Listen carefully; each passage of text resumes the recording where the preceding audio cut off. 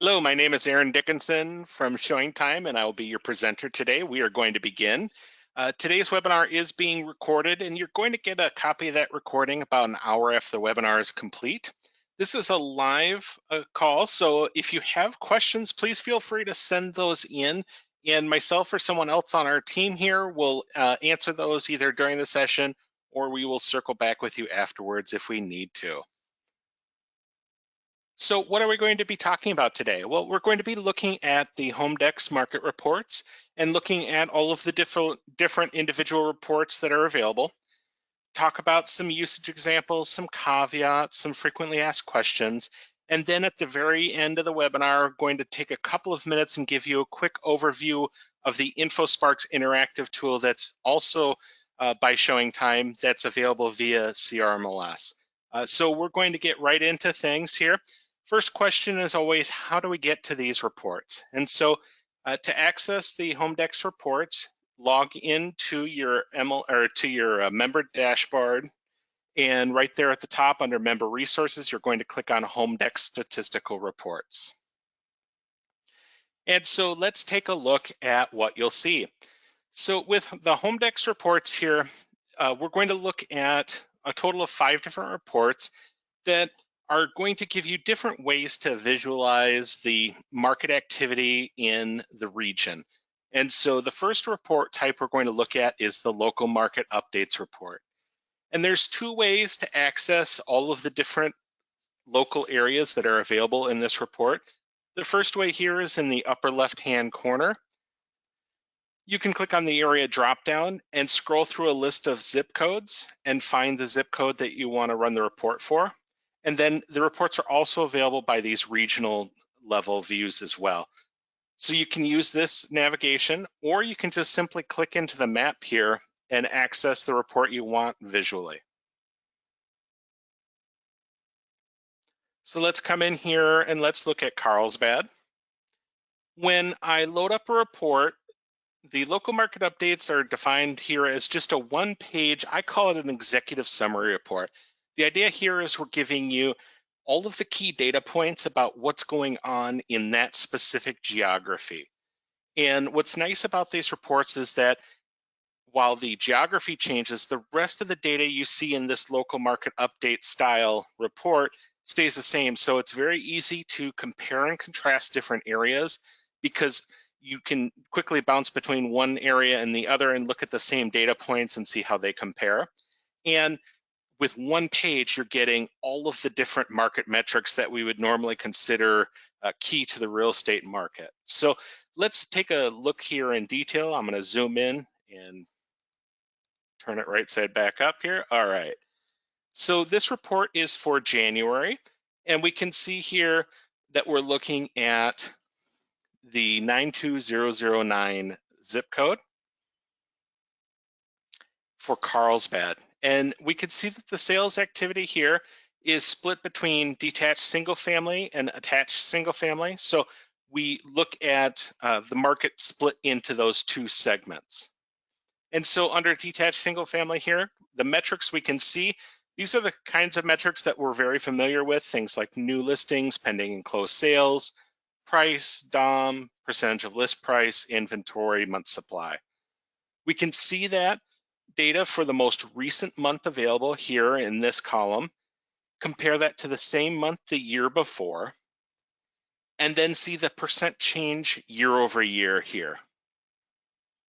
And then next to that, we can see a rolling 12-month view of those figures. So what that does is give you an annualized perspective of the activity. So for January, there were 14 pending sales in this zip code. And in the 12 months ending January, there were 504. So on an annualized basis, 504 sales. And we could see the percent change year over year with those as well. So that's detached single family. Below that, we can see attached single family. And then at the bottom here, we have a couple of charts showing you the median sales price for those 2 segments of the market. We can see the area we're looking at here at Carlsbad in dark blue versus the North San Diego County area as a benchmark kind of a regional view, and see that price trend over time here as well. And again, we can do that for single family, detached, and detached. And so regardless of where I am in the county, if I'm looking at any other region, all these reports are formatted identically. The only thing that's changing is the area being reported on. So it makes it very easy to quickly go in either through the map or through the area dropdown, find the area you want to look at, and pull those numbers on a regular basis. By default, every time you access these HOMEDEX reports, you're looking at the most current report available. However, we do archive the older reports in this time period dropdown, and you can go back in time, back all the way here to, let's see, all the way back to 2014 if we need to, and pull historical reports. You would just simply come in here and choose whichever month you want, navigate back into the map, and pull up the area report. And here we're looking at the data from a year ago.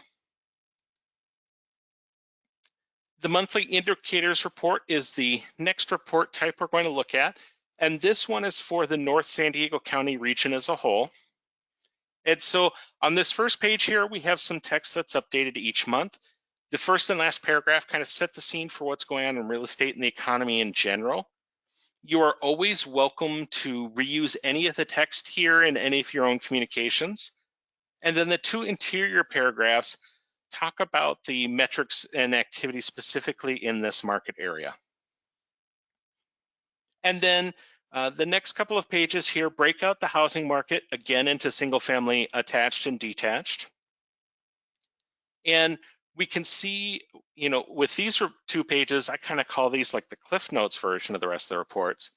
And this gives us a 2-year trend line of each of those metrics. And so it very quickly gives us a perspective as to what's the momentum in the market for each of these different metrics. And so we can see new listing activity is generally down a little bit here. Pending sales are flat to maybe slightly down.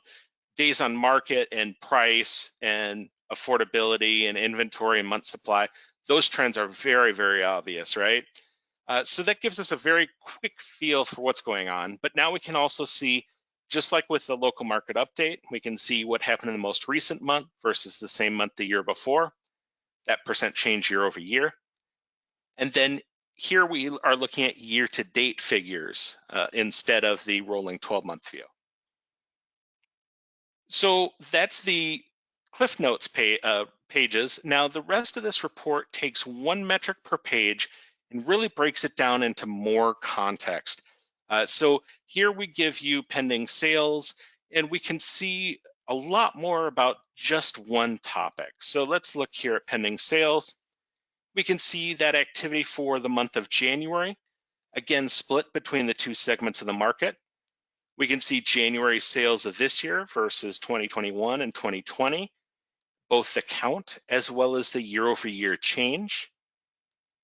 And then we can see the year-to-date information as well. And then a rolling view of the last 12 months worth of activity for each month and how that month compared to the year before.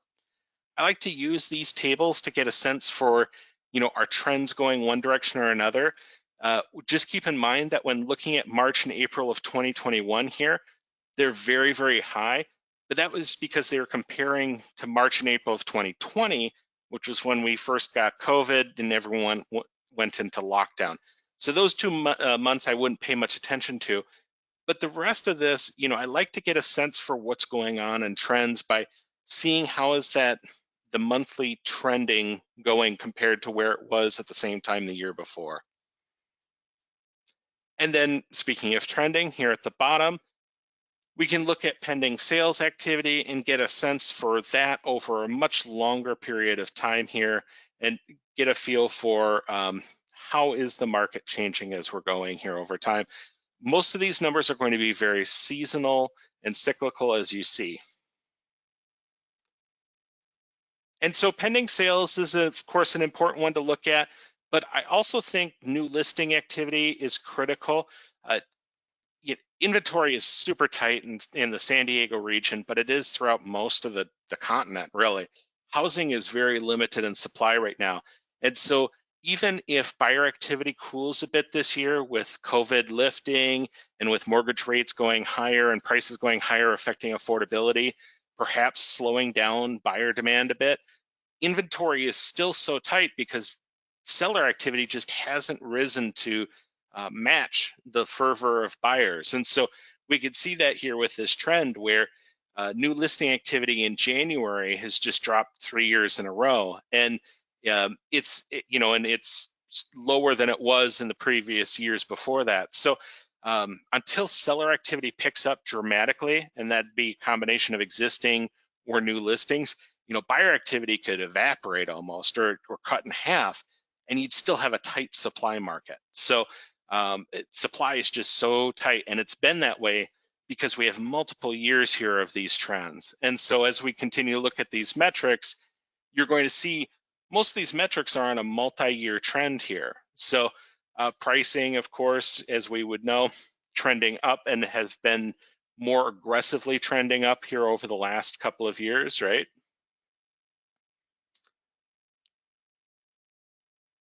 Percentage of list price received.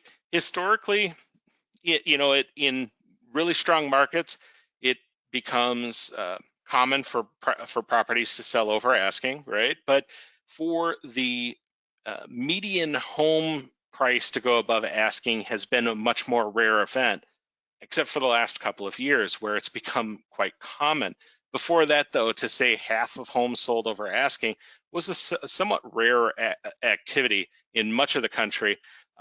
It never happened until the last couple of years here. So it gives you a good sense here that when we're looking at what's going on here over the last 12 to 18 months here, properties are still selling well above asking typically. So we're still in a very strong seller's market. We know affordability is very difficult right now. There's been some more recent news stories too about how San Diego in particular has affordability struggles with the cost of housing being so much higher than the median income in the area. And getting to that inventory, as we were looking at before, talking about how inventory is so tight, this is a multi-year trend. Inventory's been tightening up since 2019 or better. And so it's going to take time for any kind of an inventory bounce to happen. And so these kinds of trends, there's always the doom and gloomers around there and saying, well, the market's going to turn, and eventually the craziness of today will come to an end. I mean, the market will have to cool off at some point. It can't go up forever. But any kind of a doom and gloom perspective is just not thinking about how slow real estate trends usually are. The situation we're in today didn't happen overnight. COVID exacerbated it, but we already had a fairly tight inventory market before that. So none of this is going to turn all of a sudden overnight either. But looking at all these different metrics here, this is all supply and demand 101. Each of these metrics plays into all of real estate. So what's happening with new listings, that gives you a heads up for potential inventory changes. And then looking at what's going on for pending sales too, of course, gives you a sense for what are buyers thinking. So watching those two figures, I think, is important, and having those at the top are great, because that's what I think of buyers and sellers. What are they up to? What are they thinking?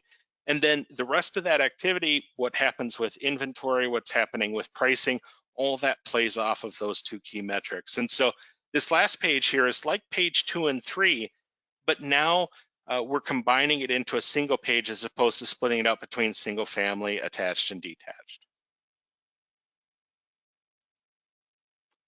The lender mediated report, this is countywide. This is giving you a sense for foreclosure activity in the market. Right now, there's just not a lot. There used to be a lot of foreclosure activity back years ago, and there probably will be an increase of foreclosure activity here in the future, simply because there are some homeowners that are currently struggling. Now, a lot of those people are sitting on equity, and so there's a lot of opportunities there to help prevent foreclosure and put those homeowners in a selling position that at least allows them to walk away with some money.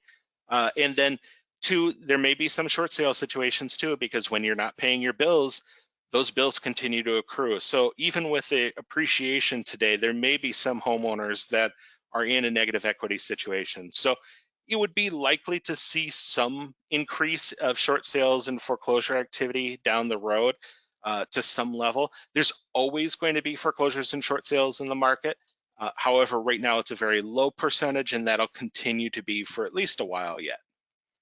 And certainly, I haven't heard anyone, any of the real experts out there, saying that we're going to see anything like what we saw with the last housing cycle in terms of foreclosure activity. It's just the equity position people are sitting on today and the types of financing and qualifications of today are just a different thing completely from what happened before. And so the second page here gives you stats here at the zip code level for foreclosures and short sales versus traditional properties. And that continues on here with some additional stats as well. The next report we're going to look at is the Market Watch report, and this is also at the county level here. And so now we're looking at different segments of the market, or different segments of the county here, east, metro, north, and south. And we get a summary of that activity here at that regional level, some of the key metrics that are going on and their trends over time. And then we break out all the zip codes in that area, and we see some of their key metrics at a zip code level as well. So this is just a different way to visualize market activity in your area. And then the final report here is the annual report. And so this too is at the county level. And so this gives you a perspective, big picture here, regional view.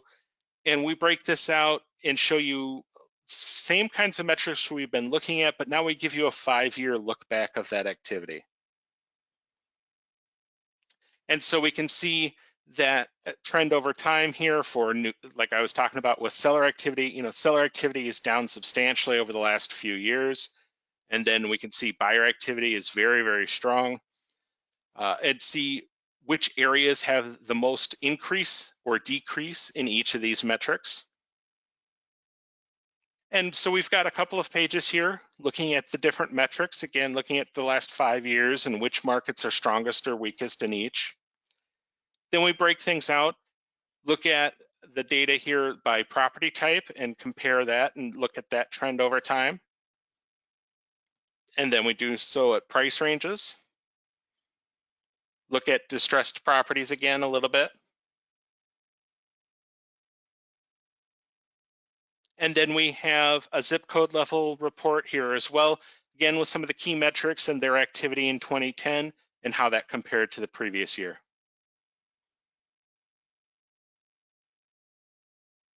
And then we have zip codes again, and now we're looking at the last 5 years for median sales prices in each zip code, and then the most 2 years % change as well. And so this is kind of interesting, it kind of eye-opening. Let's go down here to Carlsbad again. Let's do 92008. Most recent year here, median sales price 1.3 million, up 31% year over year, up 57.6% in the 2 years since 2019. So, when you put that into context, it's just, those are some amazing figures and some of the strongest figures I've seen throughout the country. A lot of people want to live in San Diego. If they don't have to commute to work every day, why not live where the weather's always nice and they can work from their backyard, right?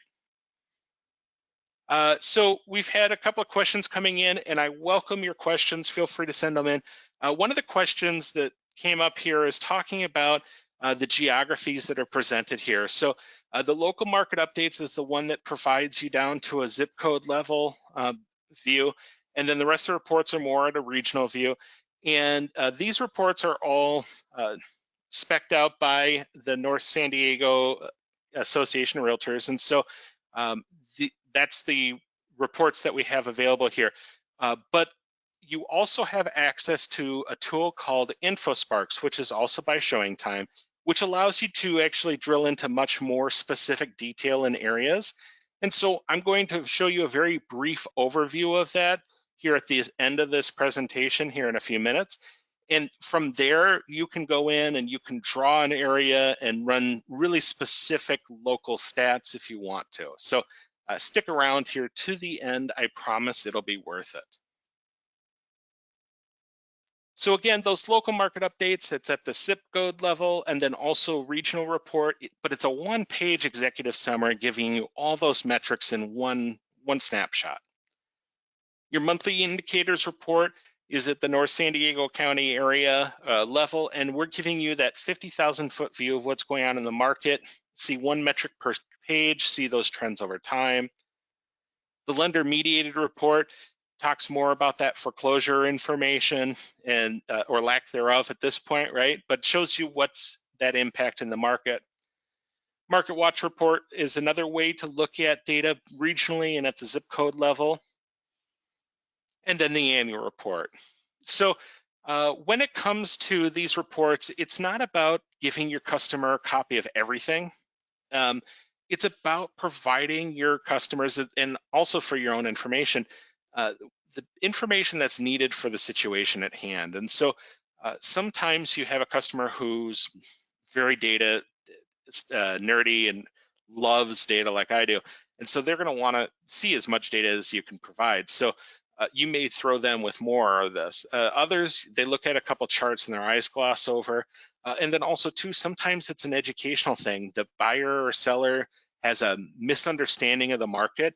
And so you're going to want to provide more information, a heavy dose of data in your CMAs, and then bring in, look at, this is what the market's doing. Here is what's happening at the zip code level. Here's what's happening at the city and the regional level. These are the trends. This is what reality is.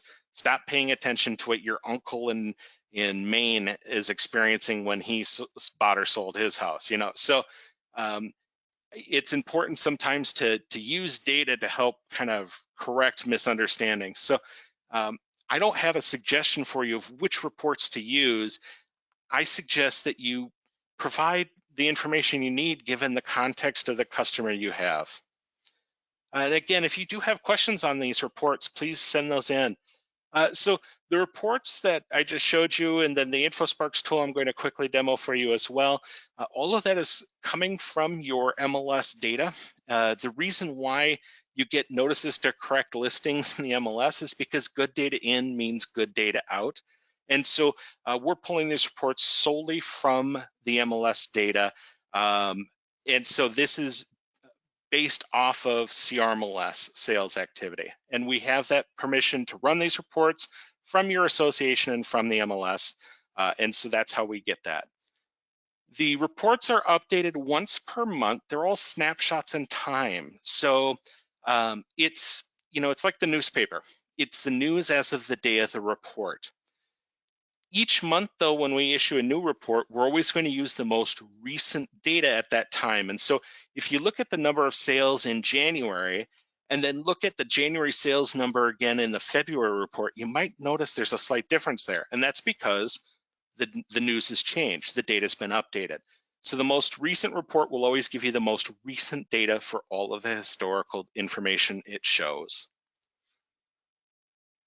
So again, how do you access this? The best thing to do is to log into your member portal on the association website, and at the top there, click the HOMEDEX Market Statistics link. If you're a big data nerd like me, you may run a report out of Matrix or Paragon and compare it directly to HOMEDEX and say, hey, the numbers don't match.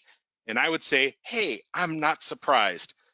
If they're off by a couple, that's always going to happen simply because every computer system looks at data slightly differently. We also do a tiny bit of data scrubbing where we will eliminate a number if it says like days on market is 9,000. Well, we'll assume it hasn't been for sale for 2 decades and ignore that one data point, but we'll still count the sale in the rest of our numbers. If you find that the numbers are off by big time, it's almost always an issue because you're not comparing apples to apples. So double check that your filters are applied between the two systems the same. We are only looking at residential MLS data here. We are not pulling in county records or any other third-party sources to provide the data to you. If you have other questions, reach out to your association. They're happy to answer those questions for you. And you're welcome to share these reports out with your customers and to post screenshots or whatever on social media, however you want to use these reports. We just ask that you keep the citation at the bottom of the report that says where the data came from. Just like in college, it's important to cite your sources. And so now I'm going to give you a very brief demo on the InfoSparks interactive tool. And this tool is made by ShowingTime, and you will access this through your MLS dashboard here through CRMLS. You're going to want to click on that InfoSparks icon that I'm showing you on the screen. And so for InfoSparks, what this tool does is it gives you all the same kind of data that we were just looking at in those PDF reports, but here you can customize it to specifically wherever you want to use it and whatever level of area you want to report on. But we're looking at one metric at a time with this report. So the first thing here is selecting the area that you want to use. And so you can use this area dropdown, and you can see you can pull up reports at the association level. You can also pull up reports by any of these other geography types in your MLS. So by county, city, zip code, MLS area, school district. You can also look at activity at the agent office and firm level as well. There's so much in here to pull up. But for now here, let's pull up Escondido. So I can pull up any of those types of geographies I want, but I'm pulling up Escondido just as an example. And here now I'm looking at the median sales price of Escondido, but I can filter this further by filtering based off of things like property type, attached, detached, transaction side, bedrooms, bathrooms, price range, square footage, lot size, pool, and sale type. So there's so much I can do here to refine in. So I want to do single family detached, 3 bedrooms. If I want to look at 3 bedrooms and more, I can click this plus button here and add that to the list. So now these are all and clauses, so I have to look at properties that match all of these criteria. If I want to, I can actually compare and contrast single family detached by bedrooms, 3 versus 4 bedrooms, as one would expect. Houses with more bedrooms typically garner more money. I can also come in and I can compare different areas using the add an area at the top here and compare Escondido to, say, San Marcos.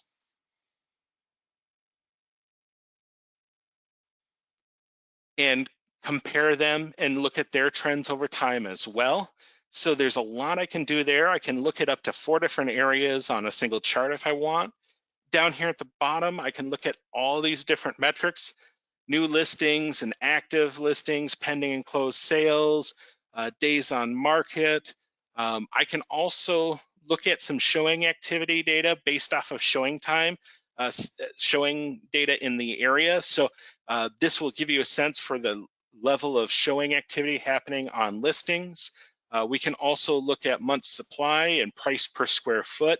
So it was all the metrics we saw in the HOMEDEX reports and then some more. We can also look at this data in different ways. We can visualize it on a monthly or rolling period. I like to switch between monthly and the rolling 12. In the rolling 12-month view, what we're doing is we're annualizing the activity. So we're seeing over the last 12 months what's happening at every point on the chart. What that does is it eliminates all the seasonality and it gives you a sense for that big picture of demand. We can also change our trends. We can look at up to, going back to 2008, really the data for San Diego County is solid here starting in 2013. So we could pull up historical data. We can look at things in a bar chart format. We can also print these out. When we print these out, they have agent branding built into them. We can print out both the bar charts and the line charts. We can also share this data out to Facebook, Twitter, and others. You would choose, in most cases, if you're sharing a chart, a live chart, you get that URL and then you can share this out to Facebook or Twitter, and it's It's got your branding still on it. You can also just bookmark this page and come back to it on a regular basis. You can also export this data as a CSV file. That'll give you the values that make up the chart, but InfoSparks nor FastStats will give you MLS numbers out of the reports. We don't provide the listing level data, we're only providing the composite data.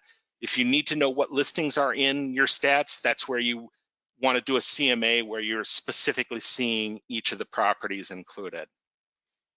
And then also here at the top, we can edit our profile, upload an agent photo or logo, and update the contact information that is shared out on those charts. And we can create a custom defined area here. We can come into our map and navigate down into wherever we want, draw a custom area here. And I like to farm half of North County, so I'm creating a geography here. If I wanted to for a farm area, this would be a ridiculously large area to farm, but go for it. And once I've created that area, I can then run stats for that specific area and look at this just like I could any other region in the MLS. And so this gives you a lot of power. There's so much you can do with this, but it also, there's a lot to learn with this as well. So CRMLS does have separate video trainings and help on more on InfoSparks. And remember, you have any of those area types you can do. The My Area section is where you'll have the custom areas that you've created, and you can run those reports again. So this is, a 7-minute overview of what could be a half-hour to 40-minute training. So I know I went through a ton of stuff here. The other thing you can do is access this user manual and FAQ here at the top. It'll give you a training overview of the tool. And then if you continue to scroll through the report or the pages or navigate on the left here, it'll walk you through things like what are the metrics and how they're derived, and then more details about how the shared charts work. So there's so much in here to look at. And so InfoSparks is a great additional way to look at the market.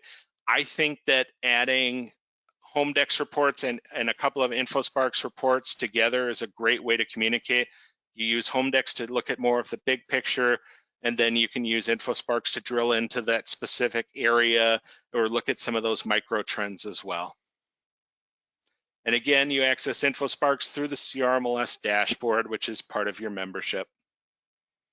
So we went just a little bit long here today, but most of you did stick around. I hope it was worth it to you. You will get a copy of this recording in about an hour, and we'll stick around in case there's any final questions here for a minute or so.